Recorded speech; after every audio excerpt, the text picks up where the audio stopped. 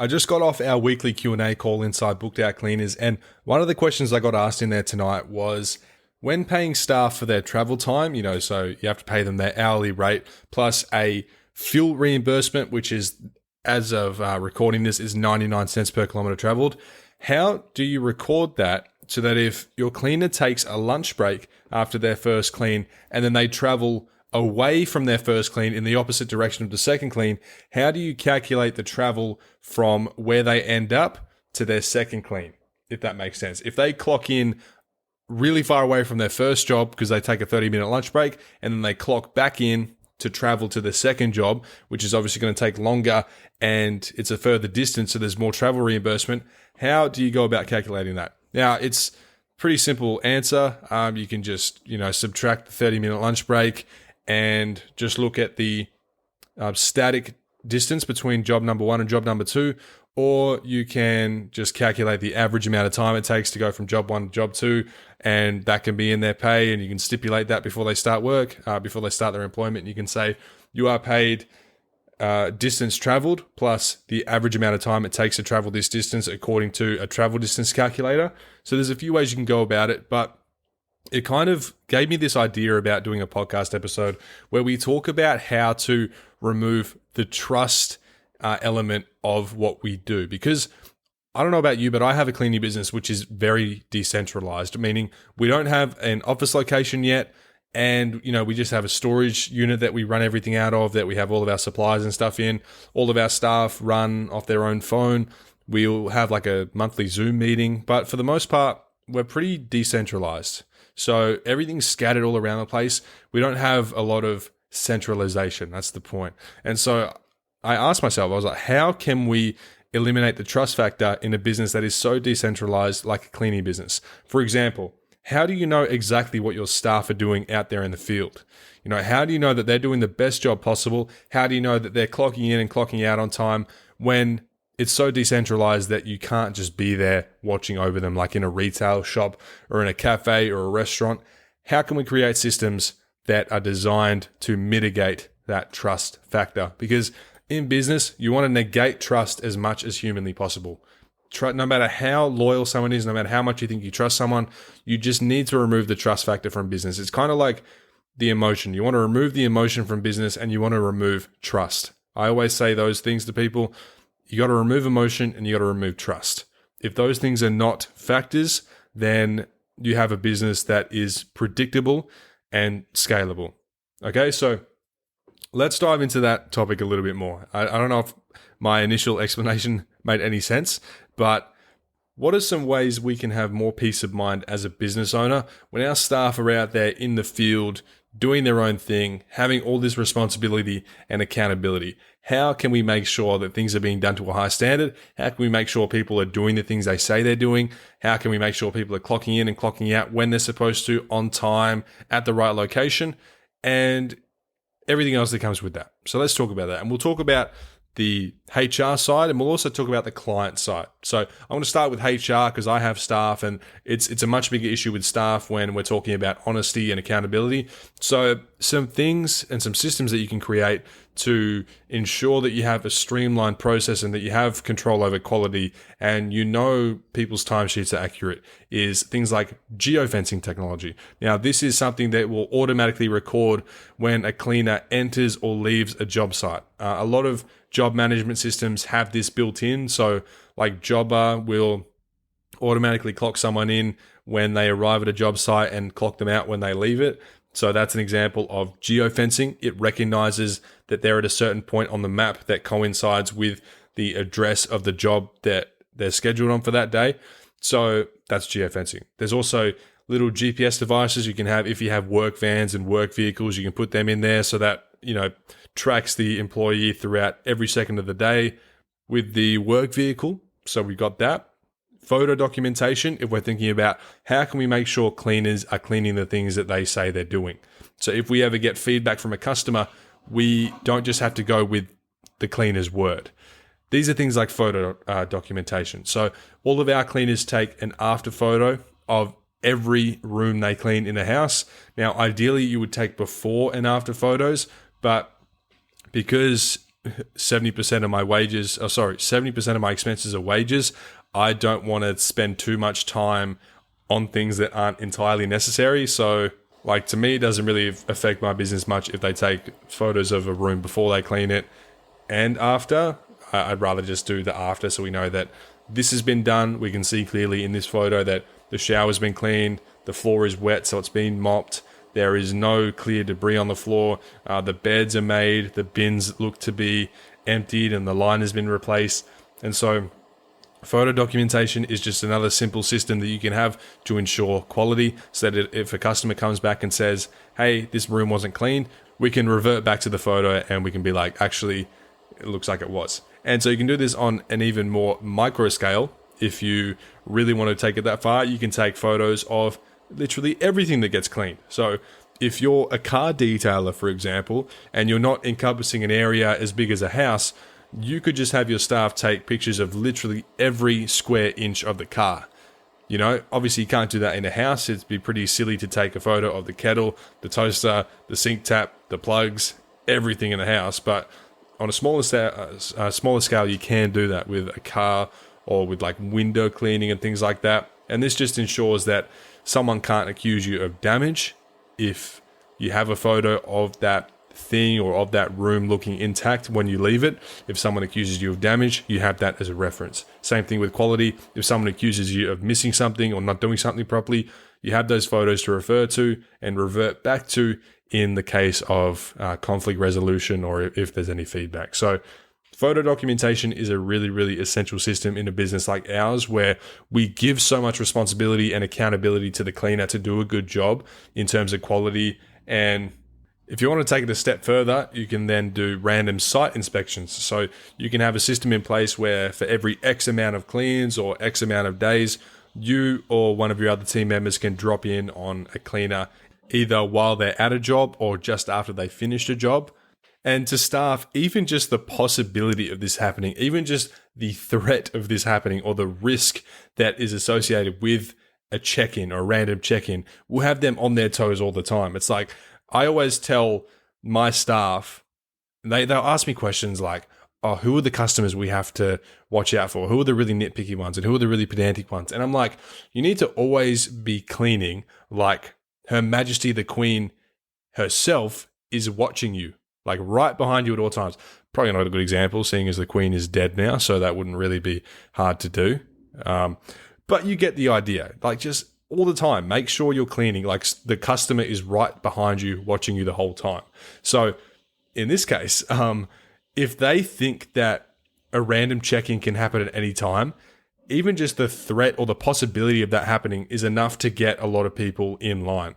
It's enough to get some people who may be slacking to just pull their head back in because they don't want their boss or their manager to drop in on them at a random clean when they know they're slacking off and they get caught out and embarrassed because they haven't been doing the proper job. And no one wants that. So a lot of the time, the threat or the risk of it happening overshadows the potential outcome of it really happening, if you know what I mean. So like if you put yourself in the cleaner's shoes, if you have a system in place, if the business has a system in place where they can drop in on you at any given time, then just the idea of that happening seems so much worse than it actually happening. Like if someone does drop in on you and they're like, oh, you missed this and that, that's not such a big deal, but just the thought of it happening is enough to pull a lot of people back in line. So it's a really good system that a lot of big companies use, and that's how they maintain quality control. And so if you have a team of staff and you're worried about that, especially if you have gotten complaints and it seems to be a recurring thing, especially with certain people, then you should definitely have regular site inspections, and they should be random. You don't want to have routine site inspections. You want them to be random so that people are on their toes at all times. Okay? Next thing you should think about, which is again more on the topic of accountability and just making sure people are doing great work and are incentivized and tracked for doing that great work, is to have clear responsibilities and success metrics, kind of like KPIs. So for example, if you tell a cleaner that they have a responsibility to clean a house well. Well, what does cleaning a house well look like? And that's when you have success metrics that are paired with that responsibility. So to give you an example of this, I've just pulled up my role clarity card for Stacy, my manager at Enhanced Cleaning. And so I've just lost it. Where is it? Here it is. So her responsibilities are manage all incoming leads and drive sales, follow all processes and procedures to a T, notify managing director of all new processes and systems to be created and documented, monitor quality control, blah, blah, blah. And so if we break down the responsibilities and then think about it and pair them with the success metric, I've got, like here, there's conduct monthly site visit for all large-scale commercial clients. We've got monitor quality control as a very vague responsibility. But then we've got success metrics that are kind of paired with that responsibility. So we've got less than 25% net customer churn, which means for every 4 customers we gain, we only want to lose 1 customer or less. And so all of these responsibilities, which are in line with retaining customers and gaining customers, are paired with a relevant success metric. I hope I haven't lost anyone with that. And so another responsibility Stacy has is to make sure that accounts receivable is always up to date, so money that the business is owed. And a success metric I have here is, where is it? Sorry, I have so many. I'm trying to find it. Here it is. Keep accounts receivable value to less than 30% of monthly revenue. So if our monthly revenue is 100,000, I want our outstanding invoices to be 30,000 or less. So that's a success metric paired with a responsibility. Okay, hope that makes sense. So if you've got a cleaner and their responsibility is to clean really, really well and, get great feedback, then a success metric for them can be to get 1 new 5-star review every month. If you're a window cleaner and your window cleaners have a responsibility to clean efficiently and on time, rather than looking at just time, the success metric can be, clean 25 windows per hour or clean 30 windows per hour. So just pairing a responsibility with a success metric so that you can actually measure success for that thing, rather than just saying clean a house well. Instead of just saying that, you then pair it with success metrics. Okay, this is how you clean a house well. This is how you track it. This is how you do it. This is how you measure it. Okay, so that's a really great thing. It's especially great for management. Like I've got role clarity cards for all of my management. They've got all their responsibilities and success metrics. Like if I pull up another one here, this is for our admin manager. So I'm just going to get an example of a success metric. So she does a lot of our HR. One of her success metrics is onboard at least 2 team members every month and increase average employee tenure from 3 months to 5 months by the end of the year. And so some of her responsibilities: conduct all recruitment interviews and documentation, regular check-in with team members, etc. So these are very vague responsibilities, but then it's paired with KPIs or success metrics.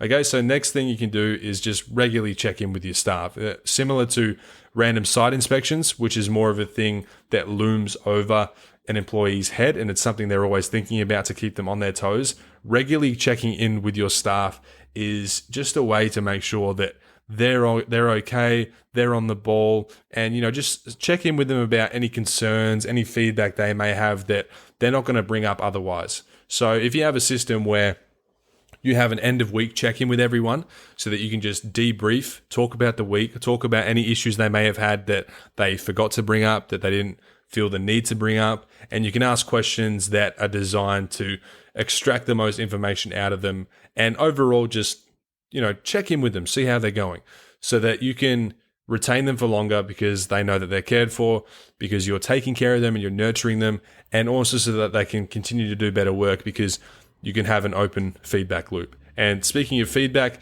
you should have feedback mechanisms. So for staff, you should have feedback mechanisms for like initial cleans. You should ask them for their feedback on that client. Is that client going to be an issue to deal with on an ongoing basis? You should have a feedback mechanism for the client themselves. Like after every clean, you should send them a survey that they can fill out. We do something like that. We send them an email or just follow up with them on the phone after an initial clean, ask them a series of questions, ask for the 5-star review. Feedback mechanisms are great, not just for customers, but also for staff too. And even just ask them about feedback for you as a manager. You can ask them to give you feedback based on your management style. If you need to improve your communication or alter it a little bit, or if they prefer to have team meetings on a different day, or they prefer you to check in on a different day, or if they have questions about jobs they're doing, or even just products you're using and things like that, there can be feedback mechanisms in place so that they can feel heard and they can feel understood. Okay, next thing which ties into that as well is just incentive programs. So we've introduced a few incentive programs in our business. We've got monthly challenges. We've got a clear pay ladder, so a pay structure system where cleaners can go from level 1 to 2 to 3 to 4, and they can get pay raises and different responsibilities and success metrics and things along the way. So these incentive programs are great to keep everyone on the same page, and also give people a way where even if they feel isolated, if they're out there by themselves all the time and just they feel like they're doing the same job over and over again every day and not much is changing, they have those incentive programs, those pathways, so that they know exactly what they need to do to get to where they want to be. And there's also gamification to keep things fun and entertaining, like a before and after challenge every month, which is where our cleaners, if they see something dirty or even just like a little bit dusty, they can take a before photo of it, they can clean it, take an after photo, post it in our Slack channel, and at the end of every month, we select a few people to win gift cards. So that's a few things you can do. Obviously, your standard stuff like comprehensive training. If you have, like in a decentralized business, obviously you can't train everyone at the office. You can't train all of your cleaners to fold shirts in the middle table of a retail shop, because we don't have that luxury. Things are just not that easy. So having a comprehensive training system where you have fully documented modules and videos and written things and all of this different stuff is a great way to have a really comprehensive and in-depth training system that is fully portable. It's fully decentralized. You can watch it from your phone. The cleaner can do it in their own home or at someone else's home or whatever. So those are some great ways that you can incentivize better work on the HR side, and also stay on top of accountability and just make sure people are being responsible in their roles without you needing to just put all of your trust into them. Now, same thing with customers on like a different note. So we're not really thinking about honesty and truthfulness here, but just keeping your customers accountable by having systems like email reminders and SMS reminders, and systems that will like when you onboard a client, it'll send them an automatic email with your policies and your terms and conditions that they need to sign and return to you. Things like this, just so that there is never any excuse for a customer not leaving a key out. So in which case you can charge them the lockout fee because you're confident that they have received email reminders, they've received SMS reminders, and they've also signed your terms and conditions. So things like that are systems you can use for the customer in a decentralized business where you can't keep everything under the one roof. You're not just operating a store where people come in and out and you can oversee everything that happens there. There's a lot of things that we need to do to just make it all work. These are all little cogs in what is a big machine that can run autonomously. So I hope that got the wheels in your head spinning a little bit. It's a big question that we have to ask ourselves as cleaning business owners. How can we systemize our business so that it can run in a decentralized way and scale predictably and safely? So those are just a few examples. There's, I'm sure, many, many more, and I'm sure there's many other questions and many other concepts that we can tackle. But those are some very simple things that, even if you don't have staff, even if you're not a large business and you're not really having to think about these things yet, these are things that you can put into place so that when you do grow, you're ready to handle that growth and that scale. Things like photo documentation and customer feedback mechanisms. These are all things that you can do even if you don't have staff. It's good to do them now so that when you do start hiring staff, you've got already systems in place so that the business is much more legitimized and you have more flushed out operation. So with that being said, hope you found that helpful. It was just a little question that came to me from that question inside that Q&A call from earlier this evening. I didn't really have any notes about that. I thought I'd just ramble a bit there. And it's one of those things that, I never really thought about it in that way. I never thought to myself, oh, this is a decentralized business. Like, this isn't a cafe where we can just see everything that happens. All of our staff are under one roof. All of our customers are coming under this one same roof.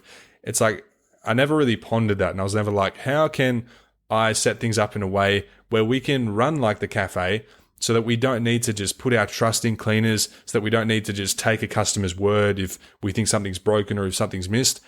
And so I always built the business in that way. And the result is now I have a very scaled business, a quite large business by industry standards, especially considering we use all employees.